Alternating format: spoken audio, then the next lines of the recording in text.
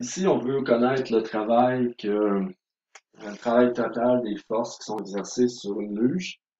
Alors, on a quelqu'un qui tire sur une luge avec une force appliquée de 135 newtons avec un angle de 48 degrés par rapport à l'horizontale. Ensuite, il y a une force de frottement de 67 newtons arrière. Il a réussi à déplacer sur 345 mètres. On veut savoir le travail total, mais on veut aussi savoir le travail fait par la force de frottement, le travail fait par la personne qui tire, donc celle qui est impliquée. Donc, on veut savoir ça. Alors, on va faire notre schéma.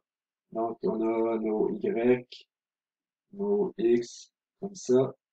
Bien sûr, autonomique, le traîneau, il va avoir une force normale, il va avoir un FG, comme ça.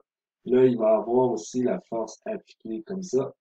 Donc, une force appliquée avec un angle de 48 degrés. Ça. Il va avoir un déplacement comme ça, un delta dx. Et la force de frottement est de l'autre côté, contre le mouvement. Donc, elle a fait toujours un travail négatif la plupart du temps sur l'objet. Donc, on a ça ici installé. Bien sûr, ce déplacement se fait en X, donc j'ai pas besoin du Fn, du Fg pour ça.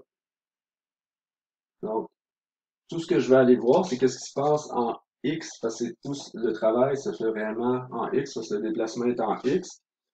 Pour faire ça, ben, je m'en vais voir dans le fond, je considère ma force de frottement, puis la force appliquée, parce que veut pas, elle va avoir une composante en X qui est parallèle à ça, donc elle va participer au travail sur ce déplacement-là, sur cet objet-là.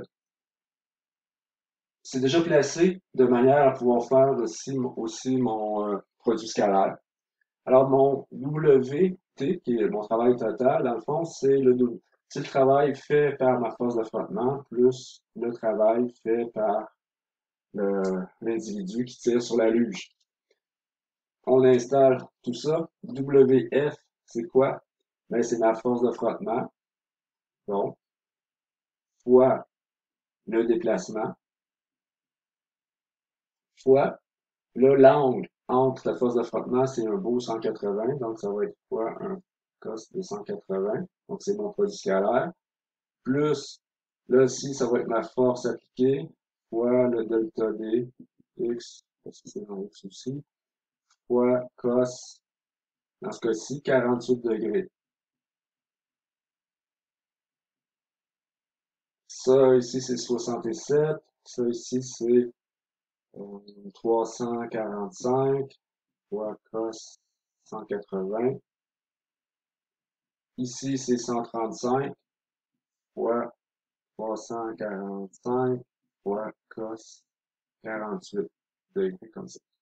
Là, maintenant, ici, je ne vais pas te le calculer d'un coup parce que je vais aller chercher en même temps mes réponses pour mon travail de ma friction puis le travail de la force appliquée.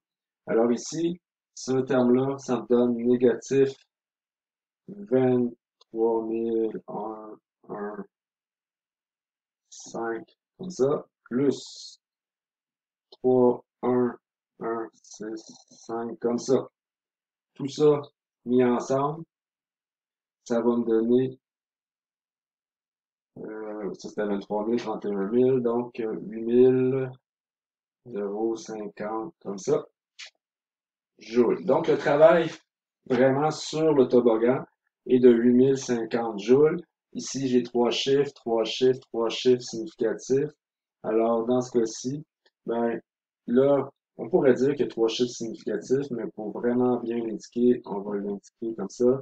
Donc, 1, 2, 3 fois 10 à la 3 joules comme ça. Donc, le travail total sur l'objet est de 8,05 fois 10 à la 3 joules. Sauf que la friction, elle, le travail, ben, c'est de, ici, moins 23 115. Mais là, avec les chiffres significatifs, ça va être moins 2,31 fois 10 à la 4 joules. Donc ça, c'est le travail de la force de frottement sur le toboggan. Et la force appliquée, ça veut dire l'individu, le travail qu'il va, qu'il va appliquer sur le toboggan va être positif, parce que là, on réussit à aller dans le même sens que le déplacement.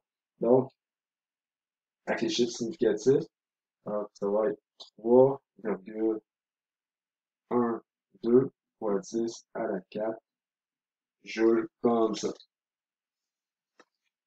Donc ça, c'est le travail effectué par l'individu sur le toboggan.